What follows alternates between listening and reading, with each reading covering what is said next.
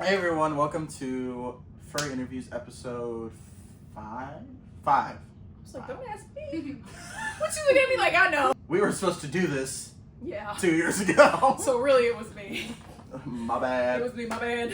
So joining me today, I have Faylin or BlackCheetah Studios. Right here, I have the Clawy cat. Hi, I'm Clawy, also Taijin, founder of Toon Studios, Toon, mastermind extraordinaire. That's it.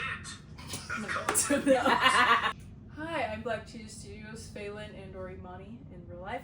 And I am a fursuit maker, artist, digital artist, costume designer. I just said all that, but in different words.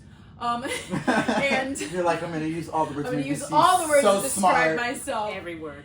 And yeah, that's a little about me. That's all you need to know about me. You can do your own research because that's what's important. Go to my website, www.blackcheetahstudios.com, because not a lot of y'all look at my website. Shameless okay? plug, shameless plug. Anyway, To all Faylin- of our info will be in the description. Yeah, so we've already been over this. What's your Sonin name? So Faylin, and your main Clawy. one's Clawy. Your characters, yours is a...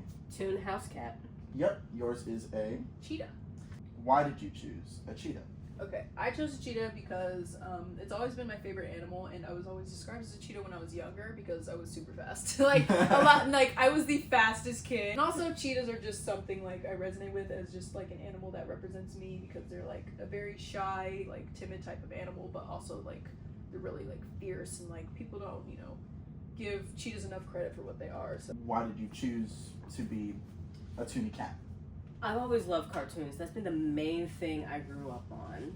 And of course, you know the big ones, Tom and Jerry. We and love Wile- Tom and Jerry. And Wile E. Coyote cartoons. So I'm like, I wanted to be the antagonist because the antagonist seems to get into all sorts of wacky mishaps. And that was always my favorite part of cartoons, besides the exaggeration. So I'm like, well, I like cats. She's just a little She's dumb just cat. there. She's just there. A lot of people ask about the scar on her face. She had a bad accident trying to catch a bird. She had a bad accident it was trying a to catch bird. It was specifically It a was a bird, bird. which is why she does not chase birds anymore. How long have you been in the fandom, and how did you get introduced to it?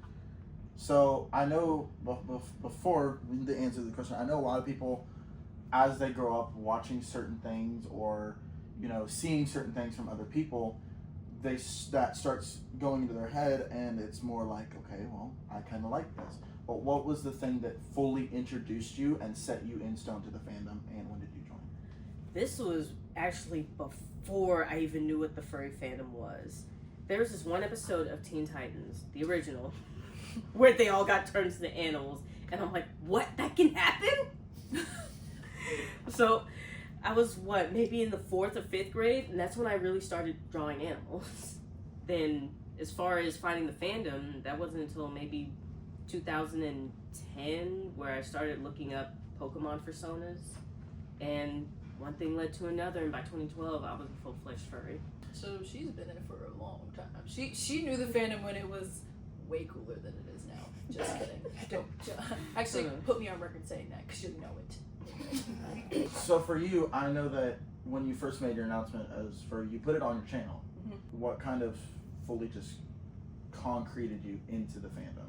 Like, okay, I want to do this. I want to go to cons. I want to make my suit. So But I for know me- you made your suit. Yeah, so for me it was actually really easy. I was fresh off of being a babysitter. Like I dropped out of college, didn't want to be in college. I did a year, but then I was like, okay. Then I was like looking for jobs. I was a babysitter for a year, and then after I got done with that, I was just like, okay, what do I want to do? I just come across. Actually, it was like kind of like in the middle of being a babysitter, so I just came across a video of Stormy Fulf, and I was just like, whoa, that's like really cool. I was like, what is that? It was just like this cool blue Fulf just like in a video, and I was like, that's like neat. And I was okay, and then I just kind of like dived a little deeper, and I had Pinterest and I love Pinterest, and I started looking up the fursuits on Pinterest, and I saw all the suits and stuff, and I was like, okay, what is this? This is so cool. I had no idea what the furry fandom was. And then what really sold it for me was Aurora Bloom. Like, she had made her own suit, and I was like, okay, if she can do it, I can do it. Because I'm very crafty. I know how to do sewing and stuff like that. So that's it was really Aurora Bloom that solidified it for me, being like, I want to do this. I want to make my own suit. I want to like really get into this and like go to my first convention. Like, I made my suit in time to go to my first convention, which was TFF 2019. So Which I was became, still at this hotel. Yeah, I became a furry, or I started, really associating with furry stuff, I think around 2018. So it was like 2017, but like toward the end of it, but like 2018, I was really like, let's do this. Yeah, it was really Aurora Bloom that really solidified it for me. We love Aurora. When did you make your OC, and has it changed at all since?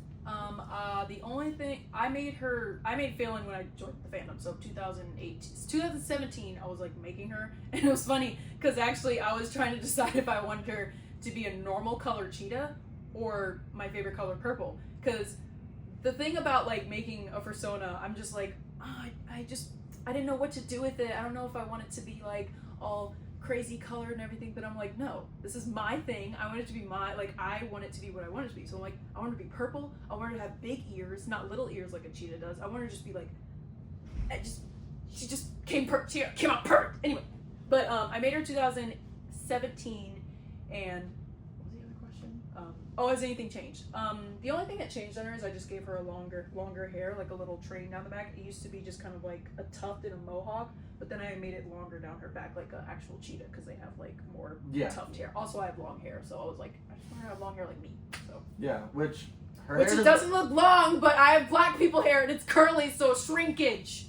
Curls. Y'all men should know. Curls, baby. Anyway, whatever. When did you make your OC, and how's it changed at all? So we're gonna go with your main OC, so Clawy. Yeah, so Clawy, I actually designed in 2012 as this anthro supervillain, and I was like, I'm gonna make a comic about this. I'm gonna be a full-on antagonist. But over the years, she's kind of gone down from supervillainy to just mild misdemeanors and civic chaos.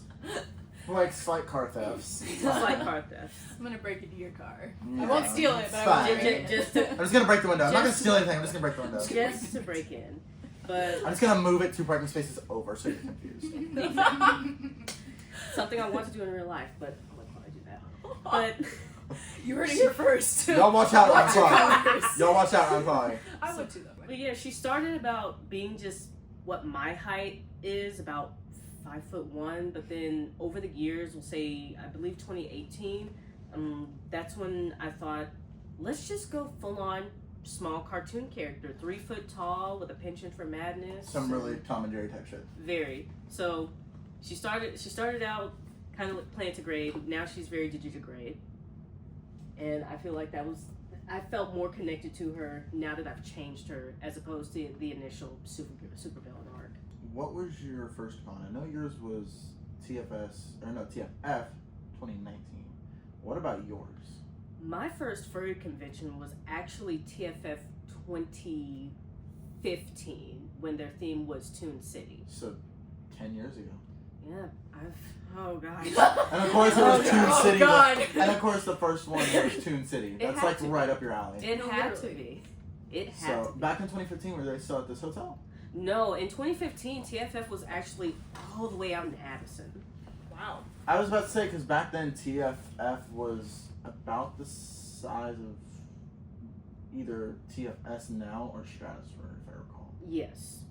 So it wasn't huge, like in the 5,000 plus. We were running maybe 2,000, 3,000. So yeah, so about our ending numbers for Stratosphere were just under 1,700. It's one of those things where, like, especially in the last 5 years, I feel like the furry community has very much, Oh, skyrocketed. especially because of COVID, Mhm. especially because of COVID, it's just more people are branching out. And people You were know, bored as heck. people spent 1.5 years, 2 years inside not doing shit. Playing Animal Crossing. That's what I did. That's what I did too. I had a 4-star rated island, okay? I was living my best life. I don't go outside. I don't go interact with people. You're I was just- like, you just how are like- you all bored? I'm having the best time. You're just like, I'm just doing art all fucking day. Literally, just doing art. See, when you get bored, just do art. Exactly. No, that's actually a great idea. You get more done. See, when you're bored, just start making plushies so we don't sell out on the first day. No, actually. Fun So- fact, I am actually never bored. Not gonna lie, this was probably the best con for vending Oh, yeah. so far. Because you've done 3 cons. 2 TFFs and this, Mhm. which is TFS. We sold both pre-mades in under 3 hours. We sold almost every plushie we have except for like 3 or 4. And Other what stuff. else? Oh yeah, and we Other ran, stuff, and we ran out of friends. the things, What thing? the little capsules, Oh yeah, the gotcha. the little Ball mochi machine. things. Oh yeah, which means we had at least like 40 something sales because there's like 50 On that nostalgia. alone. and they're free with every Purchase. purchase. So Now you know you need to get more. yeah, I know it was a hit. Go back to Japan. It was in Japan. Did I stutter? Okay. So Okay. now y'all know. Now y'all know. Y'all need to get to BlackCheetah Studios booth early at whatever con because stuff runs out. Yes. In fact, I think the only thing that doesn't like run out right away, Are if at all, prints. are the prints. Which, let me just say, her prints are high quality as shit, Very. and you do the art completely yourself. So I like drawing. Yes. no, so Alright, the prints are we are all drawers. amazing. I like Yes. drawing. Must be nice. What has been your best convention you've ever gone to? It doesn't have to be vending. What was your best convention to go to? Period. I always go to TFF because it's my hometown con. But I've tried Megaplex, I've tried Midwest Fur Fest, I've tried AntlerCon.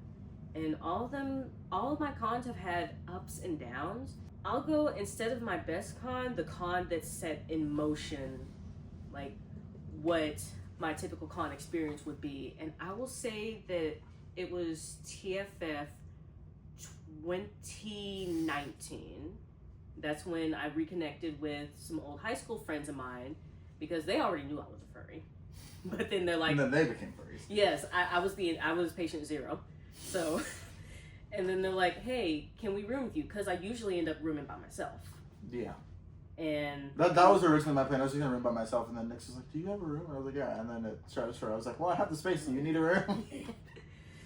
so we'll say TFF 2019 is what I said, right? Hopefully I have this right. It was Lone Star Wonderland. And that might have been 2018. So Lone Can you Star confirm that?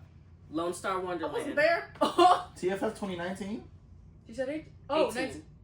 TFF. Oh, 2019. well, then, yeah. Oh, 2019 was Roll for Initiative, right? I was Yes, that one. yes. That's Okay, what I went so to. 2018. Because I have the poster for that. Okay, so 2018 was Lone Star Wonderland, and that I feel like was that set in stone my typical convention life. Meeting my friends, say, hey, get up to the room now. I have food. We need drinks. Which we're getting food after this. Yeah. So And then- not much has changed. And then us going and doing setup because one of my roommates typically is a vendor in the dealer's den. So it's like, oh, I'm helping out BlackCheetah Studios in the dealer's den too. If you need any help, just let me know. So it's kind of back and forth between helping 2 tables, but then, going to do our fun stuff. Make our fun traditional stuff, like going out to Deep Ellum on Saturday night, going out to dinner on Sunday, stuff like that. So TFF 2018 set that in stone for me. Nice. So here's my personal question for her, because I know your first con was TFF 2019, but did y'all meet before or after that? When did you deliver Cerise? Okay, so Cerise was delivered, I think, at TFS. Okay, I yeah. think it was TFS. So it was Texas. It was Texas Furry Fiesta 2019.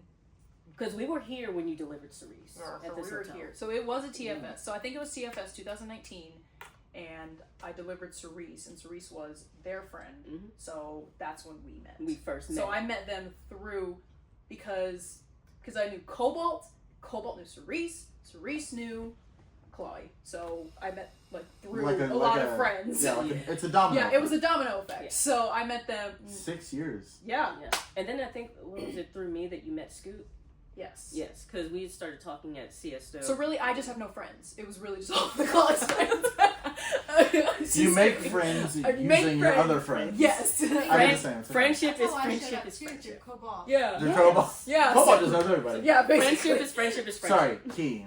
He knows Key. everybody. Yeah, because I've known you since, I've known of you for a while, Yeah. but I've known you, and we've been kind of friends since TFF last year. Mhm. We didn't start becoming really friends and talking more until second half of last year. Yeah.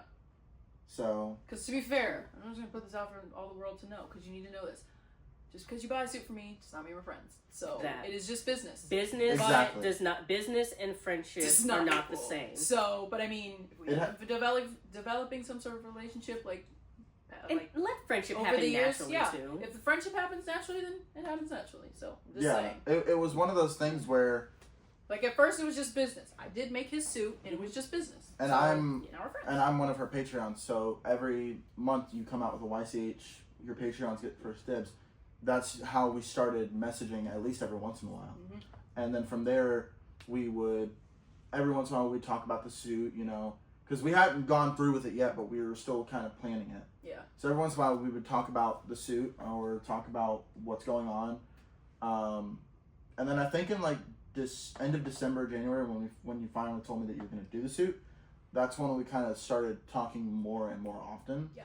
And that's, I love when that happens whenever I'm just with anyone, because I feel the connection from friend to friend.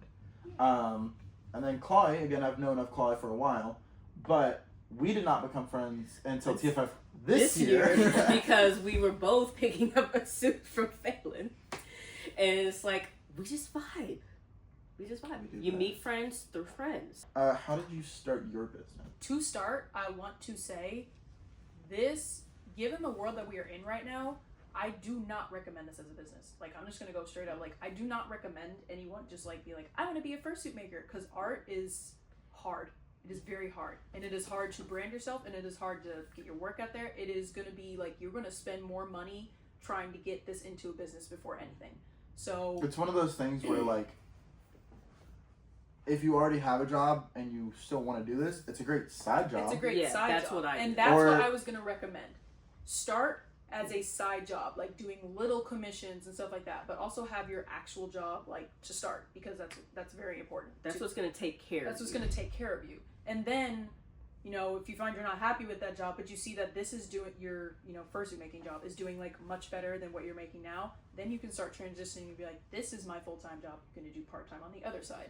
So in terms of like the LLC stuff, it really just depends on what state you're in. Texas, it's actually very easy to like go through that process. I love how easy Texas is. Yeah, Texas Like, is pretty easy because I've like tried to do it through other places where I'm just trying to get like a permit and like just trying to do all the taxes and stuff. Like it took me the 5 years that I've been in business to have to pay zero taxes to the government. It took me 5 years to get to that zero where I'm not actually paying them because of the tax write-offs and stuff like that. So it's going to take a while, and some people might be better at it than me. Like, I'm not the best at it. I had to learn as I was going. So it's been a journey, but like I'm finally starting to see those 5 years of like 5 years of work turn into something like so much better. Like, again, like you said, I made like a lot at this con, and I'm very proud of like all that I've gone through to get to this point, and I'm hoping that it's just going to be like even better for the years to come. I know you've got like a little business. That mine is a more side business than my main career. So how did you start yours, and how would you recommend it? Again, it started just as me doing illustrations because if somebody likes your art style, they'll invest in it. That's what I was Regardless saying of on if it's my an icon, a full illustration, a book. Yes, people don't know this, but we've actually helped publish a book with, if you've heard of them, Moms of Furries. You can check out their website for more info on the book called Please Still Love Me. You just gotta keep working at it. You have to invest in yourself.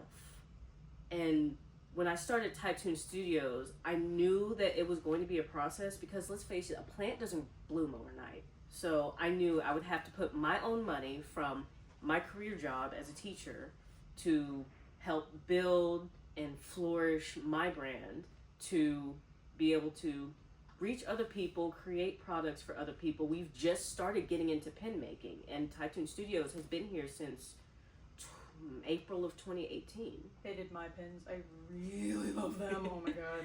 Buy my pins. Because she made them. Buy the pins because they're Faylin pins. They're Faylin pins. They're amazing and I love them so Right much. now, I believe they're con exclusive. They're not.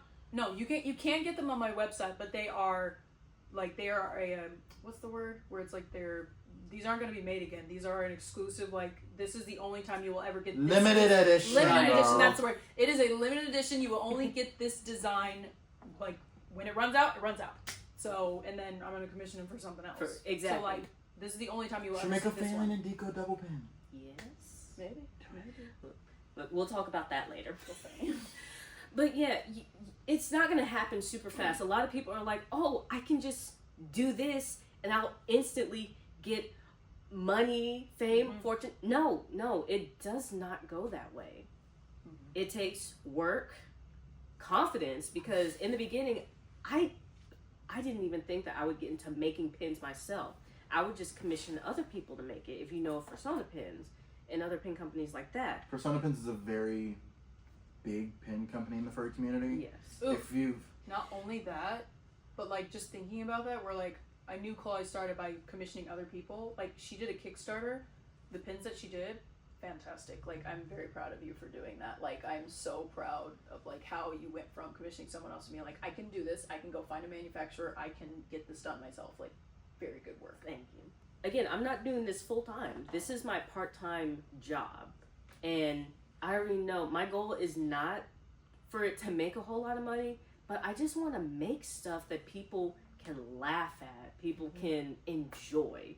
Because if you know me, I live by the Roger Rabbit quote, a laugh is a very powerful thing. I'm happy to see how far you've come.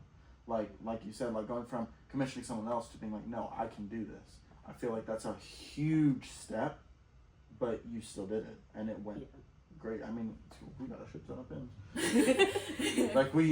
But most of the people that see the pins are like, they really like them. Like they look good. They're high quality. They ain't no shit. Yeah, they're a very good quality pin. I love them. Who is someone in the fandom, specifically the furry fandom, that you look up to? Don't worry, we're not throwing shade yet. Oh wait, no, okay. I was like, oh, we're gonna do that too. No shit, because I know exactly who I admire. I won't say I don't look up to anyone. I look up to the Lord. No, but I admire, the person I admire most is Aurora Bloom, because she is just a very business-minded woman. She went after what she wanted to do. She made it a prosperous job, and she really finds enjoyment in what she does. Like, she really loves the furry fandom. Like, and she doesn't take herself seriously, and no matter what is thrown at her, she's like, guys, look, it is what it is. We're just all here to have fun. Like, if you don't like what I do, then cool. Like, I mean, I really admire Aurora Bloom for like being the powerful woman she is in this community. Like, I really love Aurora Bloom, so that's my go-to. Aurora Bloom, if you watch this video, I love you, girl. Anyway, If you're watching, if you're watching, hi. hey girl, hey girly pop. So I'm going to go with admire as well, and that person is Orlando Fox, because I've known of her since I got started in the fandom way back in like 2012, and she is young. When I first met her, or first heard of her, she was still a minor, and I'm like, you're doing all of this and you're that age, you're amazing. And then she just continued to grow professionally, and even at her young age, she's wise beyond her years. And I kind of aspire to have wisdom, to be able to help other people, not just new furries, but other people, to get to where they're trying to go. And I give Orlando Fox her flowers for that, to remain professional while being younger than the majority of the members of the fandom. To be able to carry herself with such confidence and maturity, I really admire that. And she is one of my inspirations as well as an artist. I'm going to go ahead and say my answer. I'm going to throw an answer in there. Yes. Strobes. So if you know who Strobes is. Smelly Strobes? Yes. Yes. Love him. He's the reason why eventually one day I do want to do some sort of fursuit dance or something. I found his dance from Anthrocon 21. That's something I like. And then another one is actually Faylin. So I technically joined the fandom in April 2022. However, that was more me just getting into it, but that was more VR chat only. Like, I barely knew about conventions, I barely knew about fursuits, I barely knew anything about it, until randomly one day on my recommended feed pops up this fucker. And it was your TFF22 vlog. That's definitely what solidified me into like, okay, I want to go to conventions. I want to do this. And as I watched more of your videos and I learned that you make suits, I saw your design, I saw your style, and I'm like, that one. That one. Yeah. We're just going off on a whim here. He doesn't know what he's doing. Look, the best ideas are not written down. That's why I'm writing them, else I'll forget. Quote by Clawy, because I have no idea who actually said that. I don't know who said it either. I was going to say someone said that. Someone probably said it, but it popped into my head today. So it's today. quote by Clawy. What is a suit maker that you think is overhyped for their work? Actually, I don't think any suit maker is overhyped for their work because I do not have their work. I cannot justify their work. You can only go based off what this person said about the work. Because, example, I will not name the name. I got a suit from a maker who was well known because the person who owned the suit didn't like the suit and they've been trying to sell it for a while. If you know what I'm talking about, then you know what I'm talking about. But I got hold of that suit. When I got hold of that suit, I was able to actually assess the work of that maker and look at it. There were some flaws, there was some stuff, but it was a very beautifully made suit. So the person who didn't like it was like trash talking and all this stuff. They were like ripping it up and being like, oh, this is terrible. And I'm like, I get it in my hands. I'm like, no, this is beautiful work. Even with my own work, as someone who makes these suits, they cannot be perfect. There are going to be flaws. There are some things that others maker use that I don't use that I like, and there's different processes. No one is overhyped. You will never know what a suit looks like until you are the one making these. You will never know. So I don't think anyone is overhyped. I think everyone has their set style. I think everybody has their way of making things, and that everyone should be given a fair chance. That's what Do I you think. agree or do you have a different answer? I actually have a different answer. Honestly, if I had to choose an overhyped maker, it's me because I don't know what the fuck I'm doing. That's fair. You know what? Fair. I've made 2 heads, working on 2 more. I still don't know how to carve foam right. I can fur a head, I can make paws, I can make a tail, but you give me some foam, I can't do shit.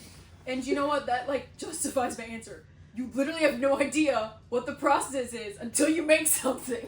That's why you always see me on your videos when someone decides to comment something rude. You know you can go out and make it yourself. Man. She's got my back. Go out and make it yourself. Go out and make this. I can say that because I've made 2 fursuit heads myself. And I don't know what people think of them. Faylin's seen them.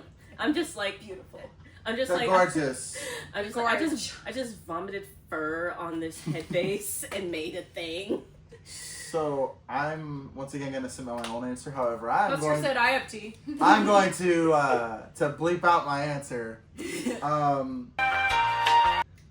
Okay.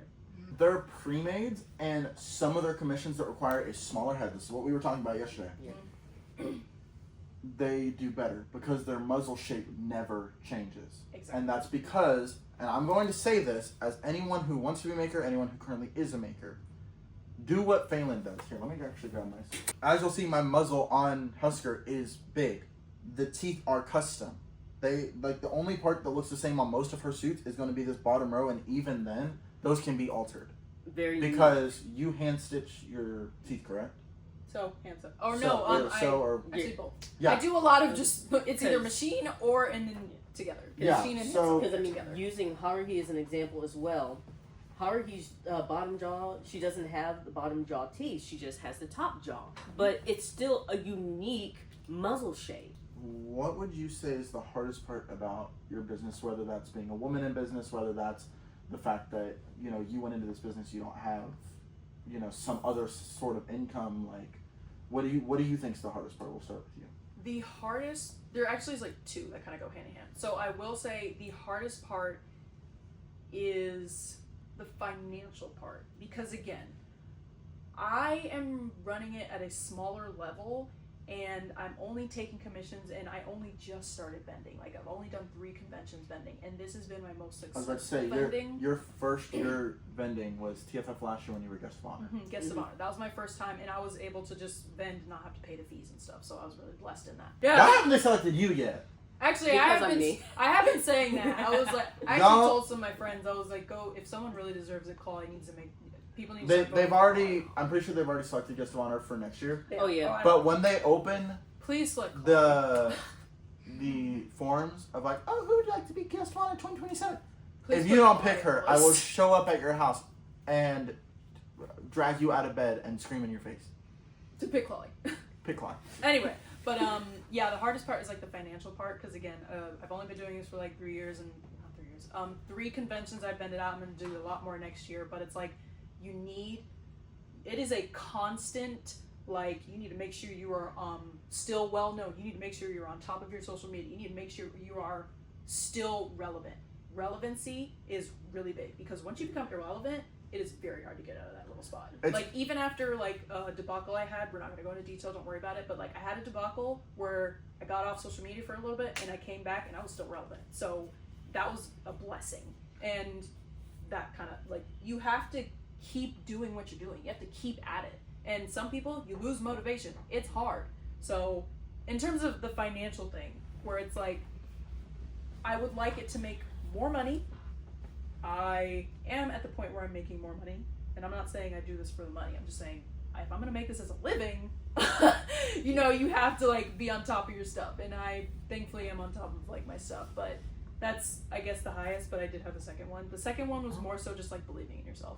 You need to believe in yourself because it is hard to really believe in like you're gonna compare your work to other makers where it's like there are people who are selling your stuff for $4K and it sells in a day. And I'm over here like seeing my suit, it can't sell for like my little otter Meek, where it's like he's still on market, like just waiting for someone to take him. When I was also trying to sell him for like the same exact price as that suit, but I'm like that suit looks, you know, not as good as mine. We all think that as makers, so just I'm not saying you guys' suit aren't good, but I'm just saying it's like a real thing we have where it's like Comparison. it's comparison. You get discouraged. So that would be like this thing I like feel is the hardest in business, where it's like you get discouraged, but you have to believe in yourself. At the end of the day, it's mainly just like a financial struggle. You know, sometimes Because I do bring in enough income. I actually do bring in enough income to sustain myself. Yeah. If I have another source of income, which at the moment it is Deco is my other source of income because we are partners, we are together, and we have already talked about how we're splitting up like this stuff. So by myself, like I'm actually doing really well for being by myself. Yeah. So And I had someone tell me that I overpaid for my suit. Girl, I have watched. No, excuse me. Who do I need to slap? This was before they even saw anything of it. May I add, for 90 to 95% of the suits you're going to see at Dealer's Den, on like their websites, on their socials, they are priced to sell because that is how they are made. So again, if you look at Husker, if you look at Faylin, if you look at Bucky, these two, especially Faylin, made from scratch. Yep. And the quality and the love and the care that you put into all of your suits that you make is not like these businesses that shoot out, you know, suit after suit after suit, just, you know, throwing it out there. These are Unique. these are pieces of priced art. because they take time. Shit's not free. Like, I get it. Sometimes it's frustrating. You see a pre-made you like and, you know, it's a little too expensive. But at the same time, like, they're priced to sell. Unfortunately, they're not priced for everybody, but they're priced to sell. yeah, and they're made a very specific way to where like I was actually talking about this with Deco and the dealers, and when I was looking at other people's pre-mades, like there were some with like just LEDs in the face, and they were priced a little higher than mine. Where I'm like, I don't want to put LEDs in mine. I don't want to make it super complicated that it's going to take me a long time. I need to make this, like, as someone who knows their work from scratch, it's going to take me this long to make it, and I know the exact design. Like, when you gave me that design, I was like, yes, I can get this done before the con. I'm not going to, like, think of something in my head that's going to be super complex where I'm like, I know this is going to take me this long. I know exactly how long my work is going to take, so I need to make it accordingly. Like, I'm not going to make something like Faylin that has a bunch of spots. I don't want to do spots because I'm going to be sewing those spots. And I'm going to price it as high as it is because of the spots. I can price that one lower because it's white. I was going to say, do you mind if I see this here real quick? Yeah. I can price that lower because it's usually just a white suit. That's right. You can So also this toss- is one of... Oh, Lord. You can also toss Hard Heat for comparison. Yeah. Because, Oh, because she's pre-made too. she's a Yeah, pre-made. so yes. this is one of the pre-mades that was made. This was one of the design. This is a design that I gave to Faylin to make into a pre-made. So for Y'all one, know. So you can actually flip. So with this, this is very simple. It's basically all white, a little bit of black, a little bit of yellow. This is simple. It's not going to be priced as high as Faylin. For Faylin's suit, y'all have to realize she has to hand sew all these spots. They don't just come done on the pattern. It's not like they're custom made and you just lay it on, glue it down, and be like, okay, I'm done. No, you have to sew on these spots. Stuff takes time. Yeah. So especially if you have a more So complex for Haruhi, thing. in terms of like the not comparison thing, Complexity. but like Haruhi was a pre-made too. She was more expensive because first of all, she's a bigger head. She required so much more foam because she's a kimono. Not only that, she had a more complex design than just a white suit. Where I'm like, I had to get some colors and do all this extra stuff. Do a lot of hand sewing for these little details, and not to mention just the hand sewing, the snipping that I had to do to make these markings come out. That's a lot of extra work. So this was like $5,000. That being said, she's a patron. She got this patron discount, so it was like $4,000. Don't go to a suit maker and be like even if their suits don't look how you want to. Like, I'm not saying go shit on someone. Then go commission one. Yeah, if they're or too make it yourself. Exactly. If they're too expensive for you, don't fucking commission them. It's that simple. Yeah, actually. Save your money. Exactly. Remember, these are luxury items. These are not required to be part of the fandom.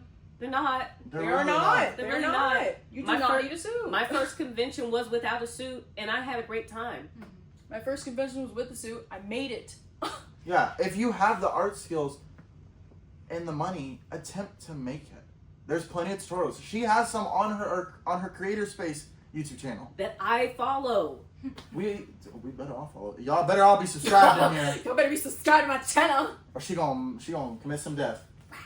I was itchy. I Oh. was like, I need to make sure I wasn't scratching the tattoo, and I was like, where am I itchy? Okay. Add some scars. Scars are hot. Yeah, exactly. Yeah, I don't have any scar scars. If you can do it, try it. It can't hurt. So what? You're out the door $100, sometimes $200, depending on the quality of material. Like Clawy said, invest in yourself. Yeah, invest in yourself because it's gonna be cheaper to make than to buy. I bought one because your boy can't do art to save his fucking life.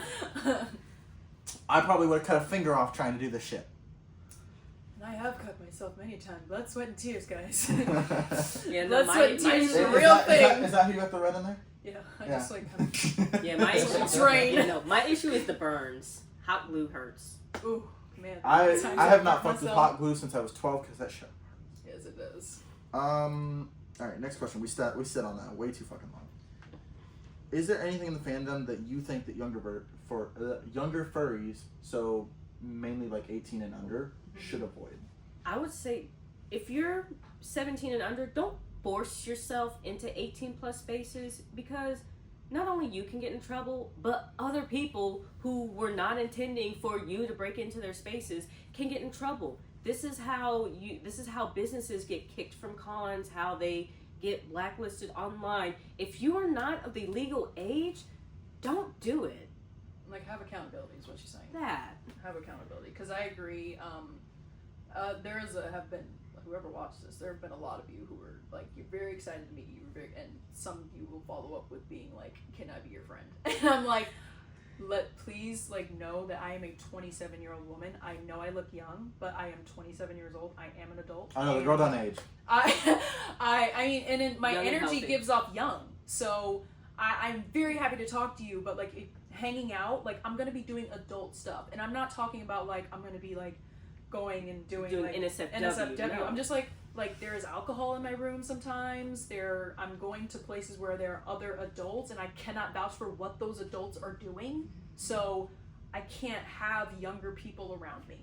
It's nothing personal. It is literally just hey, go hang out with your friends. I'm happy to talk to you and hang out with you in the con space a little bit. But if I'm going somewhere else, don't follow me. Don't do anything.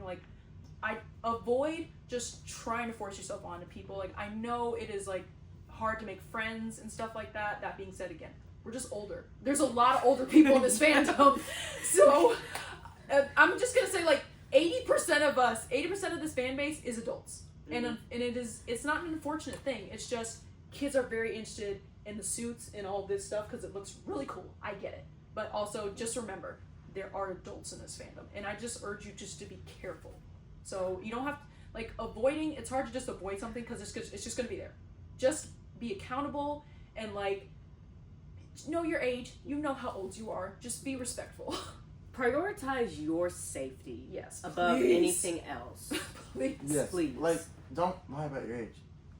Please You will don't ever eventually lie find about out. your age. Please. It literally, there's a reason that they make it that age, because you're not supposed to be seeing that stuff at your age. Like, oh my god. Do you think that the fandom is usually misunderstood or mislabeled, Faylin? It depends on the label. Like, I really Let, don't. let me rephrase that. In a normie standpoint, because of all this stuff on social media and stuff like that. Oh. Let's not talk about the new fucking documentary, that Oh, fucking furry don't. unmasked shit. Don't. Are you trying to fucking tell? So it really depends on the person you ask. Because me personally, I do not care. Like, and you can hear it from me first.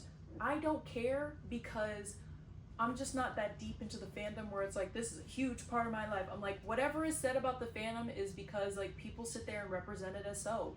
Like, there are people like, and I will say the social media, actually, you know what? I can say yes, it is mislabeled, because any form of social media or news is going to misconstrue something. That's just the reality of life. That is just the reality of any situation.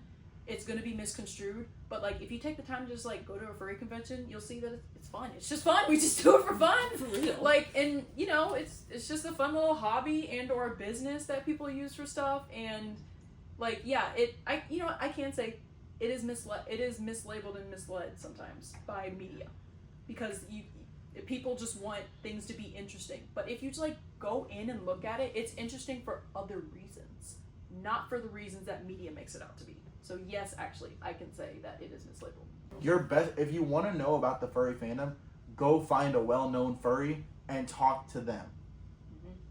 Like, go find someone that's been in the furry fandom for a while, that's well-known, that's a good person, stuff like that. Clawy. Hi. Clawy. Phelan. Hell. And she's a good, like, I'm just saying because she's been here so many years. She has seen more of it than any of us Are you combined. calling her old? I am. I am. She's older. Not old, but she is older than us. Yeah. So, like, she's had experience. And I don't even say older. I say experience. That being These people are experienced. That being said, don't be a creep. Don't slide in her DM. Yeah. Please don't. I Don't get do anxiety that. with that. Please don't. My DMs are You come in locked our for a DM. reason. I do agree, and again, a lot of it is the social media. And as far as with normies, I've had two very polarizing experiences. One was, I don't remember how many years ago, but I was just wearing my first TFF shirt, the out of the inkwell. It had the little inkwell bunny on it and everything. And somebody told me, "You're a furry?" Yeah. That's very brave of you. Like, what do you mean? What That's very do brave of you you. mean? Like, help me understand. Because I'm a dumb human. I don't know everything. Help me.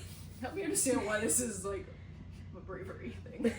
But then on the complete opposite end, you have people like my close friends and family members who I allowed to know about it, because I understand that I do have a friend that's not for the furry fandom, but they're okay with me being a furry. They understand it. Yeah, they understand. They understand why I'm here. I'm here to be stupid. And it's not their thing. And Yeah, that's, and that's exactly. perfectly okay. And I try to keep as little of it from them as possible, because I don't want, again, Almost done. I don't want that to be like the overarching thing, because we're friends for other reasons. And then there's my mom, who like didn't understand why I wanted a fursuit, and then years later, when I finally saved up my own money and commissioned one, 2 years later, she asked if she could wear it to her Halloween party at work. And it was the most adorable thing. She wore a little woolen sweater and everything. And I'm like, oh. And my mom finally kind of understands it. She never says it right. So if you hear her say fairy, she means furry. It's just our pronunciation. It's our pronunciation. But yeah, media does misconstrue things, because my mom knew nothing about the fandom, and I kind of kept all that bad stuff away from her until like when she started coming to conventions. I started filling her in, hey, just like real life, there's going to be some not so savory people, but there's also going to be amazing people. What is something that you want to achieve by the end of the year? We'll start with Faylin. Yeah. Cheat.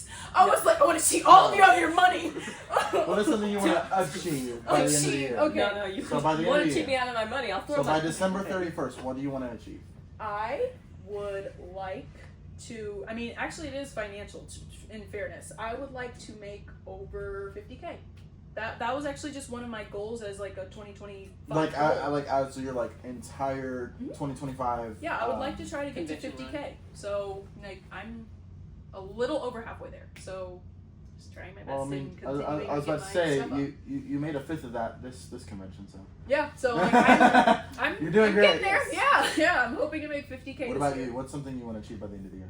I want to genuinely make somebody smile because that is the You already do reason. that.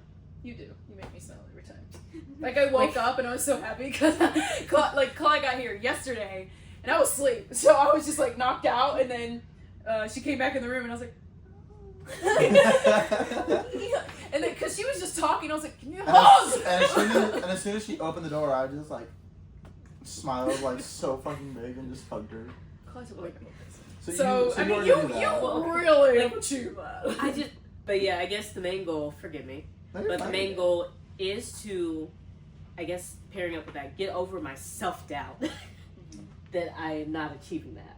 When I gotta know that I am. You all are. All of Thank you are you. changing. You are the size of that door. Thank you. Thank you, producer Dexter. Thank you. Do you see yourself as a role model towards people just starting out in fandom, people that have been in it for a long time, just a role model in general in the fandom? Yes. And I say that because a lot of you have come up to me and you're just like, "Oh my god, I've seen your videos, I watch them and stuff like that, and like, you know, I've like been watching you since this, and I like love your work so much," and like, so I see myself as a role model because of my following. I have to present myself a very certain way. Like the people that you watch and what they do is very important, because there are people who have, because like, so for like in my shoes, Aurora Bloom would be my role model, but Yeah. to someone else, absolutely not, because like she's an adult and she does like other stuff that Yeah. and SFW stuff, and that's just is what it is. She's an adult. The cringe furry stuff where it's like she's doing all the sexualized stuff, and so like I mean, sure, I mean that's just the fact of life. Sex sells.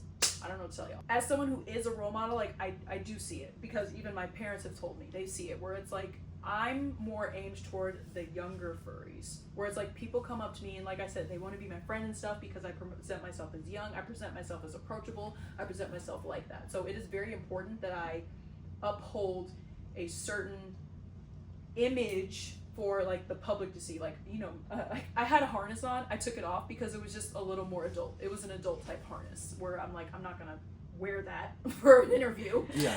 But I'm a person. I'm just a person, but I can't choose who's gonna see me as a role model. So it is very important to me to present myself a certain way as someone who is a role model. What about you? Yes, I don't know why people want to see me as a role model or see me as a role model, but that's not my decision to make. I do. I think But Oh, Chloe! DFF 2026 or 2027. 2027. 2026 is already done. but like, I didn't see myself as a role model until, and shout out to Dead Possum Co., because they saw something in me that I didn't see. They wanted me to become an ambassador of Toon Furs, which, if you know this dumbbell, I'm always running around being stupid, being goofy. Yeah, there's in a suit. mallet over there. Yeah, the mallet is behind the There's a camera. mallet over there. She beats people with it. The anvil's at home right now getting repairs, but And Yes, she yeah, I've does. never seen I have this. dynamite too. It's a Toon. It's a Toon thing. It is a Toon But- thing. People being excited to see you, like, personally, I do see both of you as role models in this fandom. Thank you. I try. I don't. What is your biggest fear of something happening to you while at a convention? I'm gonna die. Because I'll be honest, no defenestration allowed, not on camera. Losing the people I care about, be it emotionally or physically, like I don't want to be emotionally absent from when my friends Yeah. and family need me. Well, I guess my biggest fear has actually already happened. So I got canceled. So I got called out. For but I will not. I'm not even gonna go No into it. details. We're not because- going into that, but it was for something stupid. And that I'm really not even wasn't gonna, even. Yeah, I'm not even gonna sit on it. But it already actually happened. So it was just being called out. And when you're as big, anyone who gets big in this fandom, it's gonna happen at some point. Like, it's just gonna happen. Like, you will get called out for like the stupidest thing. And even if it's like I something... said, I predict in 2026, I'm gonna get called out. I'm gonna get canceled for sneezing. Yeah, actually, That's what I'm gonna get called out for. I'm gonna be canceled because I don't care where the fuck I am on a convention floor. If I feel like I'm dying, I'm taking my fursuit head off. You can go fuck yourself. But yeah, that my fear has already happened, and I went through the worst of it and the brunt of it. But like, if it happened again, like, I know how to handle it. So I mean, it already happened, and it just is what it is.